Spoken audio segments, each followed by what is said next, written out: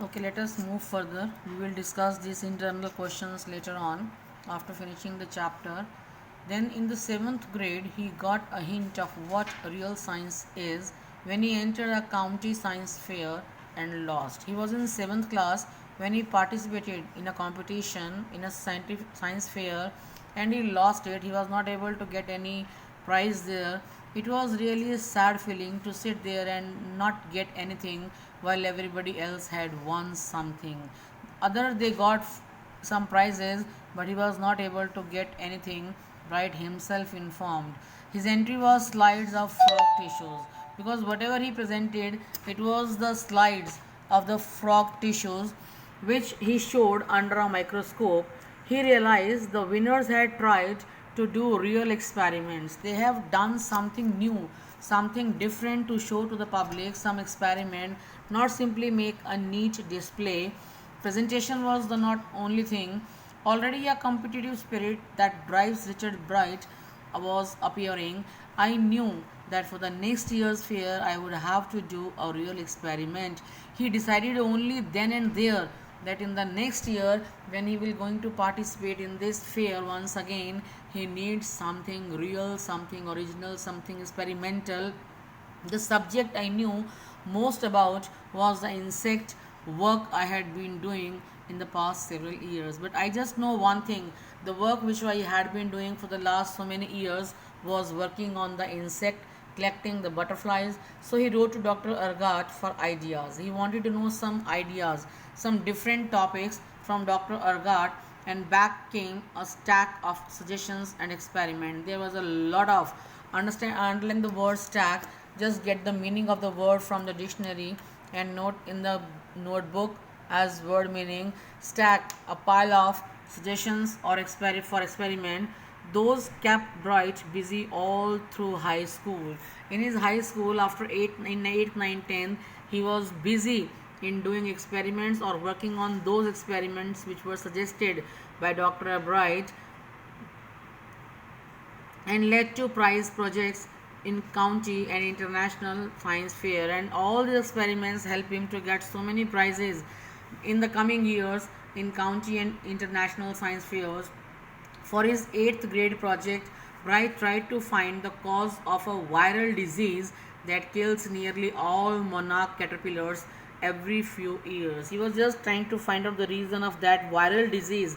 What was that virus that used to kill all the monarch caterpillars in the last so many years? Bright thought that disease might be carried by a beetle.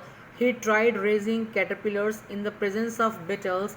I didn't get any real results, but he was not able to get any results out of that. He said, but I went ahead and showed that I had tried the experiment. This time I won.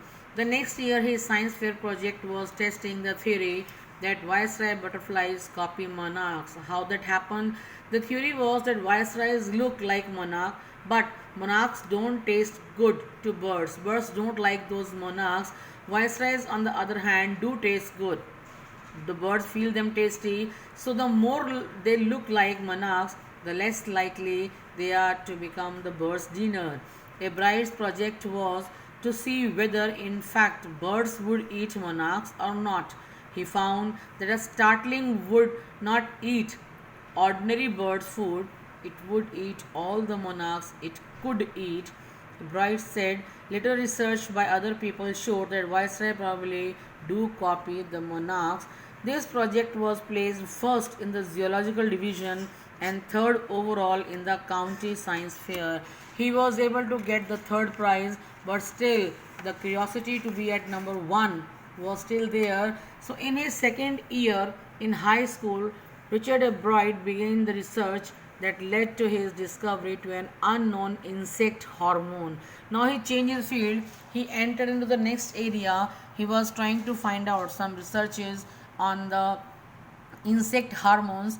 Indirectly, it also led to his new theory on the life of cells, on the hormones in human body. The question he tried to answer was simple. What is the purpose of the 12 tiny gold spots on a monarch pupa? That means those golden spots, they were the hormone on that pupa, everyone assumed the spots were just ornamental. Ornamental is just for the sake of decoration only, to decorate the body to look beautiful.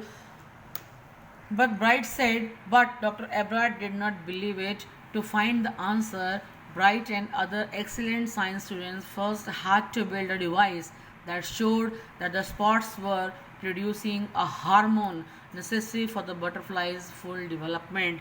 Because any development in a living being depends on the hormonal development, so they have to prove it. They need a device to prove that all these golden spots, they are the hormone producing. This project won a Bright first prize in the county fair and entry into the international science and engineering fair. From there he got a chance to move ahead, to get a chance to showcase his project in international science and engineering fair. There he won place for geology. He also got a chance to work during the summer at the entomology laboratory of the Walter Reed Army Institute of the Research, where he was still searching on the working on the hormones. As a high school junior, he was just in 19th class. You can see Richard Bright continued his advanced experiments on monarch pupa. This year, his project won first place at the International Science Fair and gave him another chance to work in the Army laboratory during the summer.